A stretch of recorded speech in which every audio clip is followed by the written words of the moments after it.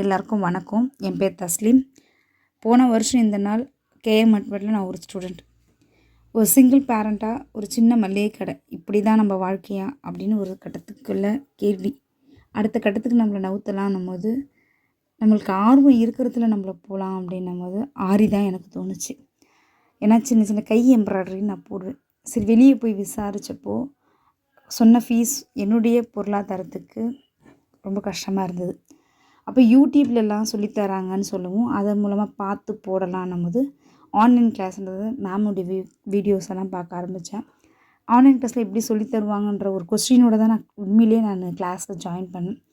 ஆனால் ஒரு நேரடி வகுப்பு, ஒரு ஸ்கூல் போன ஃபீல் எப்படின்னா, சின்ன சின்ன தப்பை கூட அவ்வளோ இதுவாக பார்ப்பாங்க. சோஃபியா மேம் அவ்வளோ அழகாக சொல்லித்தருவாங்க.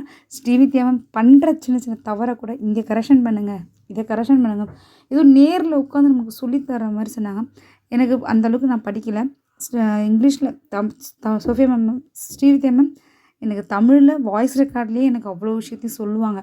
ரொம்ப சந்தோஷமாக இருந்துச்சு. அதில் ஆர்வத்தை விட நம்ம பண்ணுற ப்ராஜெக்ட்டுக்கு நம்மளுக்கு அதுக்கு கொடுக்குற அந்த சாக்லேட்ஸாக இருக்கட்டும், அவார்ட்ஸாக இருக்கும், ஏன்னோ ஃபஸ்ட் ரேங்க் ஸ்கூல் பிள்ளை வாங்குற மாதிரி அவ்வளோ சந்தோஷமாக இருக்கும். உண்மையிலே சொல்கிறேன், இன்றைக்கி நான் இவ்வளோ ப்ளவுசஸ் போட்டிருக்கேன்னா இதுக்கு முழுக்க சோஃபியா மேம் வழியாக அந்த சொல்லி கொடுத்த தன்மையும் ஸ்ரீவித்யா மேம் கரெக்ஷனும் எனக்கு வாழ்க்கையை இந்த இடத்துக்கு கொண்டு வந்திருக்கு. ஒரு பொண்ணாக எனக்குன்னு ஒரு விசிட்டிங் கார்டு அடித்தப்போ ரொம்ப ரொம்ப ரொம்ப சந்தோஷப்பட்டேன்.